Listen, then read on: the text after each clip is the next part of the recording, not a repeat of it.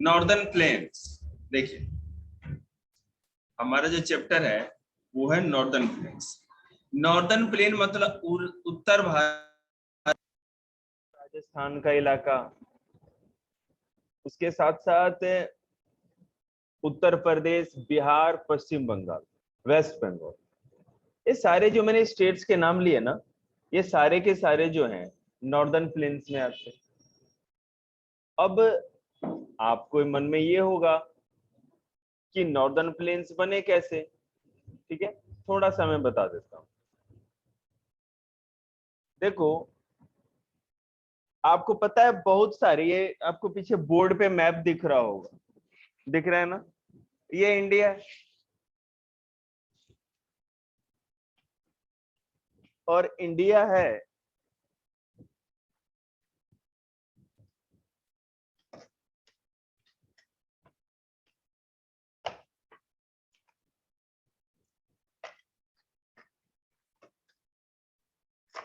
तो इसमें आपको पता है नॉर्थ साइड में बहुत सारी रिवर्स निकलती, ये उत्तराखंड है, दिख रहा है, यहाँ पर गंगोत्री और यहाँ पर यमुनोत्री ग्लेशियर है। ग्लेशियर मतलब बर्फ की नदी जिससे कि बड़ी बड़ी नदियां निकलती, ठीक है,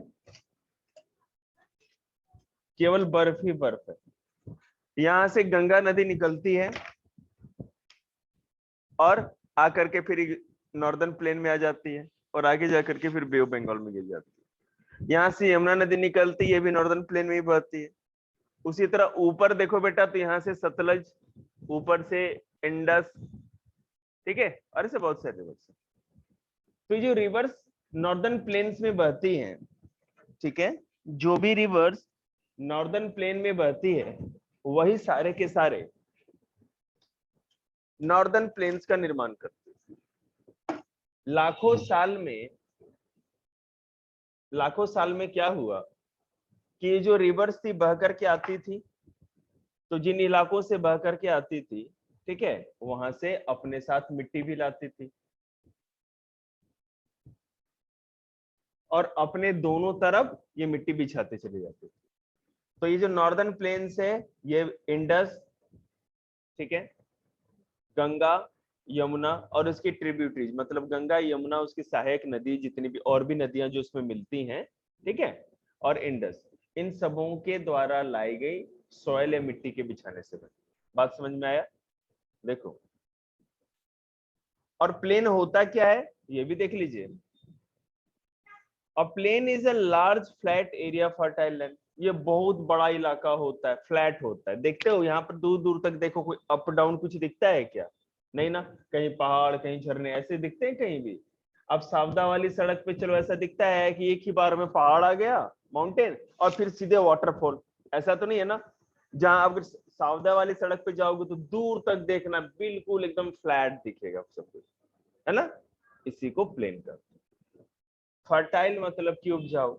A large part of northern India is flat and fertile. This area is known as the northern plain.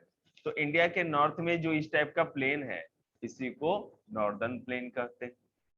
The northern plain lie to the south of the Himalaya mountain and run from Punjab to the West Bengal to Assam in the east. ठीक है, वहां पर तो मैंने आपको दिखाई दिया, और यहाँ अगर वीडियो देखोगे तो ज्यादा समझ में आएगा, मैं वीडियो में दिखाता हूँ।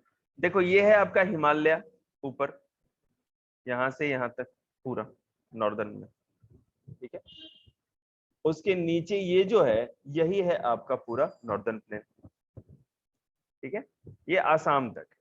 ये जो ग्रीन कलर का दिख रहा है ये हमारे प्लेन्स फील्ड्स। तो ये हो गया पंजाब का इलाका, ये हो गया आपका हरियाणा का इलाका, ये हो गया उत्तर प्रदेश का इलाका, ठीक है, ये हो गया बिहार, ये हो गया वेस्ट बंगाल, और ये हो गया असम, ठीक है।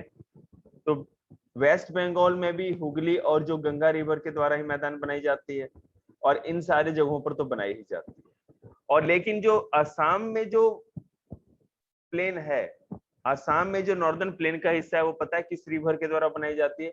ब्रह्मपुत्र रिवर। देखो आपको मैं बोर्ड पे भी दिखा दूं,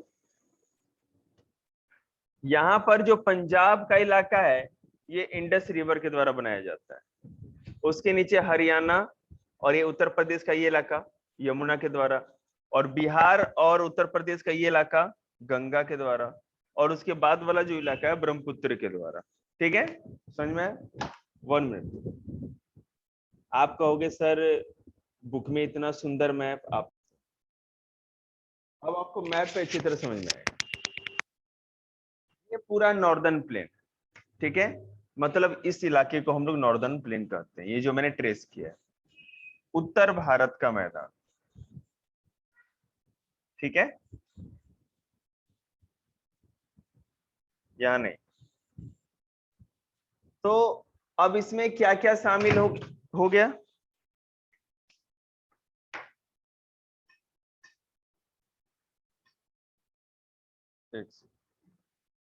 कहाँ है और कैसे, पहले ये देख लेते। ये हमारा पूरा भारत का मैप है। ये वाला जो आपको एरिया दिख रहा है ये है पंजाब, ठीक है। इसके नीचे वाला ये थोड़ा सा हिस्सा दिख रहा है ये है हरियाणा। ये आपका यहां से यहां तक जो है ये वाला, ये फर्स्ट पंजाब है, सेकंड हरियाणा है, ये थर्ड जो दिख रहा है ये है उत्तर प्रदेश, ये फोर्थ जो बेटा आपको दिख रहा है, और ये फिफ्थ देखो, ठीक है, और ये फिफ्थ। फोर्थ जो है ये है आपका बिहार, और बेटा जो फिफ्थ है ये है आपका वेस्ट बंगाल, और ये वाला जो आपको दिख रहा है 6 नंबर में पतली सी एक बेल्ट दिख रही है ये है आसाम, देखा ना? तो इतने स्टेट्स में नॉर्दर्न प्लेन फैला हुआ है। ये आपको समझ में आया? आया कहाँ किस तरह है? अब क्वेश्चन ये उठता है कि जहां पर आपने देखा यहाँ पर ये बने कैसे हैं नॉर्दर्न प्लेन्स, किस तरह से इनका निर्माण हुआ है, आखिर में क्या कारण था कि प्लेन बन गया? हो सकता है पहले प्लेन ना हो, बाद में बना हो। तो देखो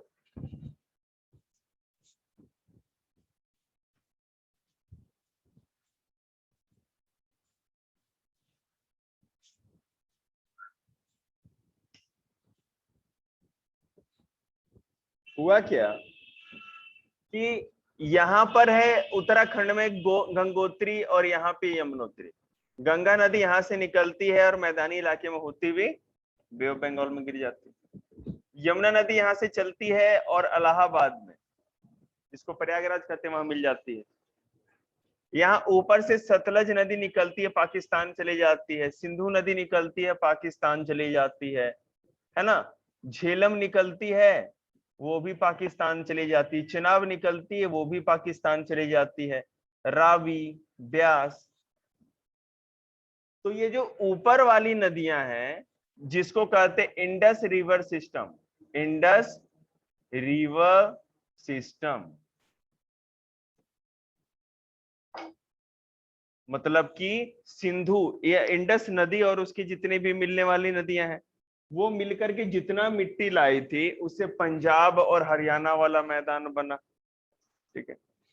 और उत्तर प्रदेश नीचे बिहार और वेस्ट बंगाल गंगा और यमुना नदी से बना उसकी मिट्टी लाने से।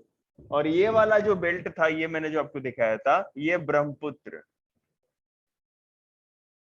नदी के द्वारा से बना मिट्टी लाने से। तो इस तरह से पूरा नॉर्दर्न प्लेन बन गया। अब समझ में आ गया?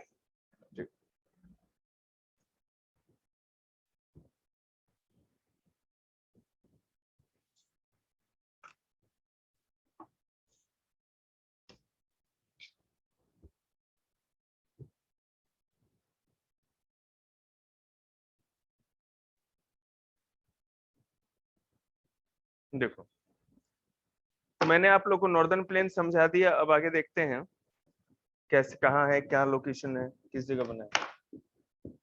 अब लाइन वाइज समझते हैं। जैसे कि मैंने बताया था कि ये हिमालय माउंटेन के नीचे है ना, हिमालय माउंटेन के नीचे है और पंजाब से आसाम तक है, पंजाब से वहां आसाम तक मैंने दिखाया है। ये नॉर्थ में पंजाब है और वहां वो ईस्ट में आसाम है, यहाँ, ठीक है, यहाँ तक गया हुआ है। This area is not the same with through out, और ये सारे जगह पे एक ही मोटाई या चौड़ाई का नहीं है। देखा ना आपने आसाम में आके पतला हो गया है जबकि उधर ज्यादा मोटा था, चौड़ा था, समझ रहे? Rivers that start from the snow-cold clad Himalaya flow through these plains. यहाँ पे कौन सी नदियां बहती हैं? हिमालय की बर्फ से निकलने वाली। हिमालय में हर जगह बर्फ ही बर्फ है, और उस बर्फीले जगह से जो निकलती है नदियां जो निकलती हैं वो इस प्लेन पे बहती है। जैसा कि गंगोत्री हो गई, यमुनोत्री हो गई, ये कहाँ बहती है? इसी प्लेन पर। ठीक है बेटा, पाँव नहीं हिलाओ please. The reverse carry water and also a lot of fine silt. ये पानी के साथ साथ सिल्ट या मलबा भी अपने साथ लेकर के आती है। ठीक है, और in the plains the river flows slowly as it carries a lot of debris, rock and silt. पहाड़ों से जब नदियां उतरती हैं, हरिद्वार देखा होगा आप लोगों ने, शायद कोई गए हो तो, हरिद्वार में है ना, नदी का पानी जितना तेजी में स्पीड में होता है उससे भी ज्यादा पहाड़ों पर होता है गंगा का, क्योंकि हरिद्वार में ही पहली बार नदी जो होती है मैदान पे उतरती है, प्लेन इलाके पे उतरती है, उसके बाद उसको पहाड़ कभी नहीं मिलता। बात समझ रहे हैं? तो नदी जब पहाड़ से प्लेन पे उतरती है, बिल्कुल फ्लैट इलाके पे, इस तरह से हम लोग जहां रहते हैं उस तरह के इलाके पे उतरेगी, तो नदी के साथ जितना भी पत्थर, कंकड़, पत्थर, मलबा, मिट्टी जो भी होगा उसके साथ ही नीचे आएगा। है मलबा मतलब कि जो गाद हो गया ना, कीचड़ मिट्टी जो होती है उसी को मलबा कहेंगे, और वो उसके साथ साथ बहती है, इसलिए प्लेन पे आकर के वो धीरा उसका स्लो हो जाता है, स्पीड स्लो हो जाता है नदी का। तो नदी पहाड़ों पर बहुत ज्यादा स्पीड में होती है, बहुत ज्यादा फोर्स होता है, ताकत होता है नदी में, तो सब कुछ को काटते हुए, पहाड़ों को काटते हुए अपने साथ लेकर के नीचे आती है, और जैसे ही मैदानों में आती है तो उसकी स्पीड कम हो जाती है। बात समझ रहे हैं ना? खुद सोचो, अगर मान लो कि आप किसी वो जो स्लाइड से नहीं फिसलते हो, स्लाइड से आप फिसलो, कितनी जल्दी नीचे आ जाओगे, और वहीं प्लेन फर्श पे ऐसे बैठे रहो, खुसकते रहो खुसकते रहो, कुछ नहीं होगा, पैंट फट जाएगी आपकी, है कि नहीं? तो वही हाल रिवर का भी है। रिवर जब पहाड़ों से उतरती है तो बहुत ज्यादा फोर्स होता है, जितना मिट्टी कीचड़ जो भी है मलबा सब लेकर के आती है, लेकिन जब प्लेन पे आती है तो बिल्कुल स्लो हो जाती है। बात समझ में आई? आगे देखिए, रिवर डेट स्टार, हाँ, तो it sets this weight along the river bank, और इसके अंदर जितना भी वेट होता है, ये सारी जो चीजें होती है नदी के अपने दोनों किनारों पर बिछाती चली जाती है। बात समझ में आ रही है? अब नदी अपने दोनों किनारों में इन मलबों को या डेब्रिस को बिछाते चली आती है, तो उसी से प्लेन का निर्माण होता है, प्लेन बनती है। अब देखो, अब एक बात और भी समझने वाली है, सॉइल भी बहुत अलग अलग तरह की होती है, ठीक है, लेकिन जो पूरा नॉर्दर्न प्लेन बना है वो पता है किस तरह के सॉइल से बना है? एलुवियल सॉइल से। ठीक है, एलुवियल सॉइल से, एलुवियम कहते हैं उनको। एलुवियम सॉइल का या एलुवियल सॉइल का मतलब ये हुआ, ऐसी मिट्टी जो कि नदी के द्वारा बनाई गई, रिवर के द्वारा। जब रिवर कोई अपने साथ मलबा लेकर के आती है, मिट्टी लेकर के आती है, और नदी के दोनों साइड में बनाती चली जाती है, तो उस तरह के मिट्टी को या प्लेन को एलुवियल सॉइल या एलुवियल प्लेन कहते हैं। देखिए, ये दुनिया में एलुवियल सॉइल जो नॉर्थ इंडिया में है, ये दुनिया में सबसे अधिक उपजाऊ है, बहुत ज्यादा पैदावार होती है, अच्छी खेती के लिए मानी जाती है। ठीक है, सबसे अच्छी खेती होती है। The areas that get water, आराम से बैठो ना, नजदीक। The areas that get watered by the river and its tributaries called basin. अब देखो, ये पूरा जो आपको मैंने मैदान दिखाया है, रिवर दिखाया है, प्लेन दिखाया है, सॉरी, वो देख रहे हो ना बहुत ज्यादा चौड़ाई में, और आपको सर जी नदी तो बहुत पतली होती है, भारत का इतना बड़ा हिस्सा कैसे कवर कर सकती है? तो मान लो एक रिवर है, रिवर की बहुत सारी ट्रिब्यूटरी, मतलब ऊपर नीचे से आके मिलने वाली भी नदियां हैं। ठीक है, इसमें ये बहुत सारी नदियां आके मिलती हैं, यहाँ पर बहुत सारी नदियां आके मिलती हैं। ठीक है, तो देख रहे हो ना, ये भी अपने दोनों तरफ प्लेन बनाएगी, ये भी दोनों अपनी तरफ प्लेन बनाएगी, मिट्टी बिछाती जाएगी, तो ये पूरा का पूरा इलाका कवर हो जाएगा। तो रिवर ही नहीं, रिवर के साथ साथ जो उसकी ट्रिब्यूटरी मतलब सहायक नदियां होती हैं, वो भी क्या करती हैं? मैदान बनाने में मदद करती, प्लेन बनाने में मदद करती। देखिए,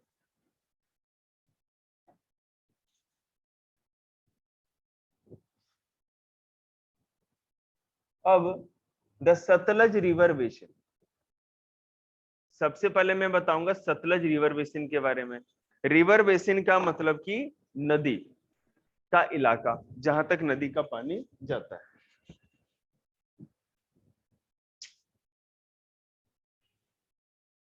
यहां पर बताया था ना मैंने, ये सतलज नदी है और इसके आसपास में जो भी इलाके होंगे ऊपर या नीचे, इसको सतलज बेसिन कहते हैं। तो सतलज बेसिन मोस्टली कहां पर है? सतलज बेसिन जो आपकी है वो है पंजाब में, ठीक है। सतलज बेसिन मतलब सतलज एक नदी है जो भारत के पंजाब से, हिमाचल प्रदेश और पंजाब से बहती है और पंजाब में मैदान का निर्माण करती है। देखो, the western part of the plain around the river Sutlej is called the Sutlej basin. मैंने बताया था ना, जो नॉर्दर्न प्लेन का सबसे ऊपर का हिस्सा है, वेस्ट का हिस्सा है, ठीक है ना, वो क्या है? सतलज बेसिन। क्योंकि वहां पे सतलज नदी के द्वारा जो मिट्टी लाके बिछाई जाती है उसी से मैदान बना है। तो पंजाब और थोड़ा सा हरियाणा वाला जो मैदान है उसको क्या कहेंगे? सतलज बेसिन, ठीक है। This basin get water from Sutlej and its tributary in Beas and tributary is Beas.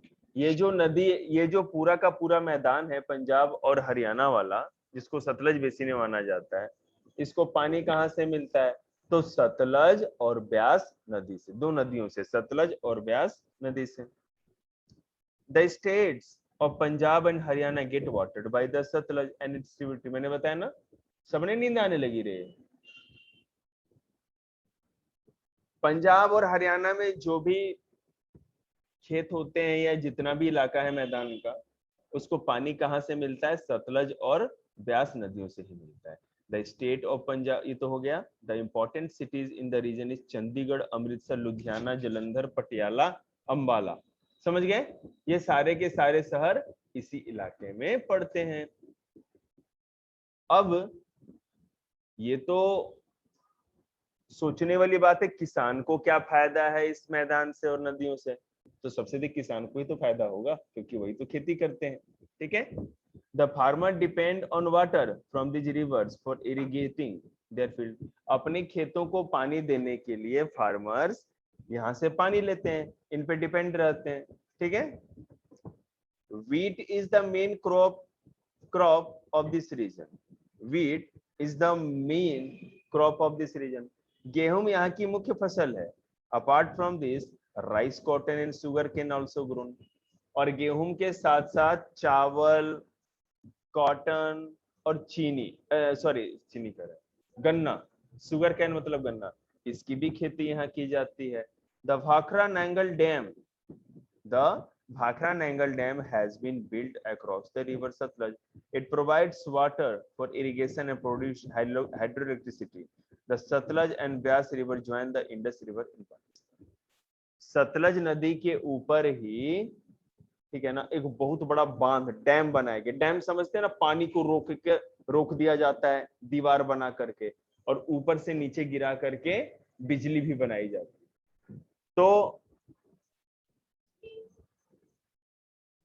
बिजली मतलब क्या है ना, ऊपर से जब पानी नीचे गिराते हैं तो नीचे पंखे लगे होते हैं, टरबाइन जिसको कहते हैं, घूमने वाले। पंखे जैसे उस पर गिरेंगे ना, वो तेजी से घूमेगा, और जितना तेजी से घूमेगा उसी से बिजली बनता है, ठीक है। तो यहाँ पर भाखड़ा नांगल डैम यहीं पर बनाया गया है, ठीक है, सतलज नदी पर, हरियाणा और पंजाब के बॉर्डर पर। और इससे खेतों को पानी देने के लिए नहर भी निकाली जाती है। बेटा आपका जो पेपर है निकाल के तैयारी करो, ठीक है। और साथ ही साथ क्या है कि ये जो नदियां हैं सतलज और ब्यास जो है, आगे जाकर के पाकिस्तान में चली जाती हैं, और वहां पर किससे मिल जाती हैं? सिंधु नदी से, इंडस नदी से। बेटा जब ये करा देंगे ना, तो नील की बुक को तुम अंडरलाइन कर देना, तुम्हें पता है नोट्स कैसे लिखते हैं, और ये नोट्स लिख के लाएगा, ठीक है।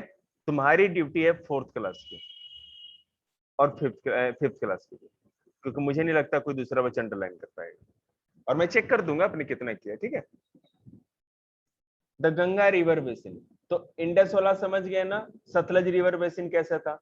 Ganga river basin. देखो गंगा नदी जो है, सतलज बेसिन जहां पे, जैसे हरियाणा और पंजाब मैंने दिखाया था ना मैप में, तो उसके ईस्ट में चलेंगे पूरब में चलेंगे, मतलब देखो मैं यहाँ वीडियो में भी दिखा देता हूँ आप लोग को।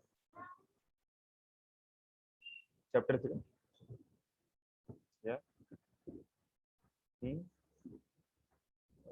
एक सेकंड देखिए, है ना, ये जो है ये तो हो गया आपका इंडस बेसिन, ठीक है। अब इंडस बेसिन के बाद बेटा ये वाला जो है ये आपका गंगा बेसिन हो गया, ठीक है। ये यहाँ से यहाँ तक, ये जो मैंने 2 नंबर लिखा है ये गंगा बेसिन हो गया, और जो ये 1 लिखा है ये इंडस बेसिन, और ये जो 3 लिख रहा हूं यही है आपका ब्रह्मपुत्र बेसिन। आपको वीडियो में समझ में आ जाएगा, आप लोग वीडियो देखिएगा। देखिए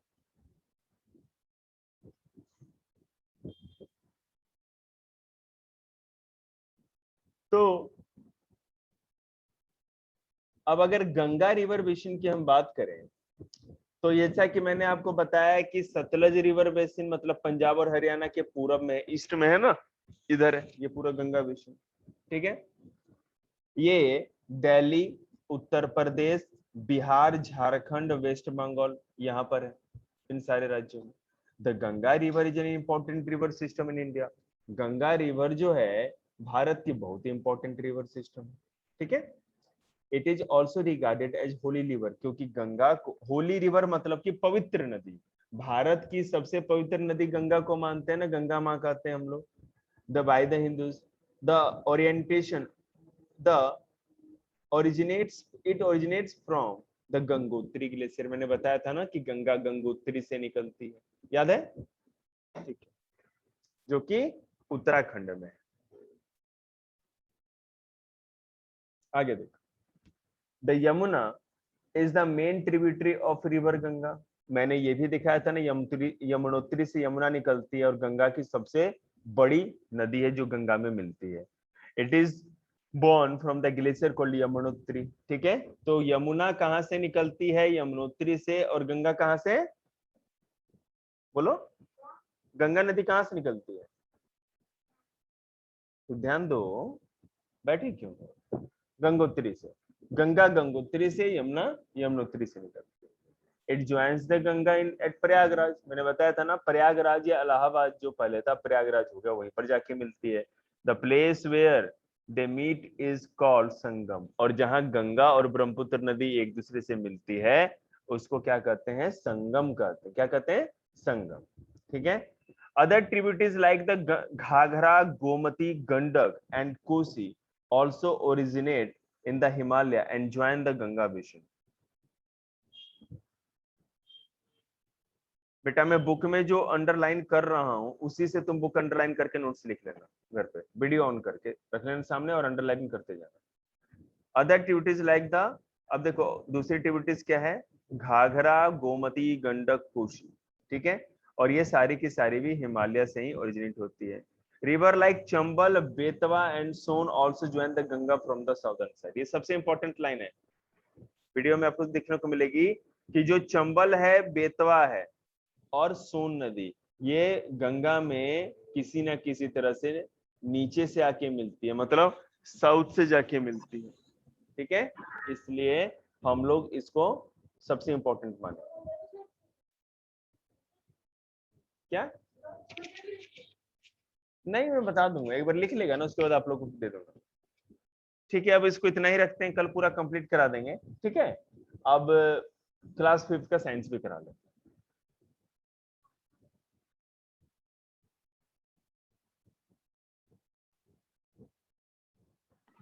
सर, क्या बेटा, सर आवाज कम आ रही है। अब आ रही है अच्छी आवाज? हाँ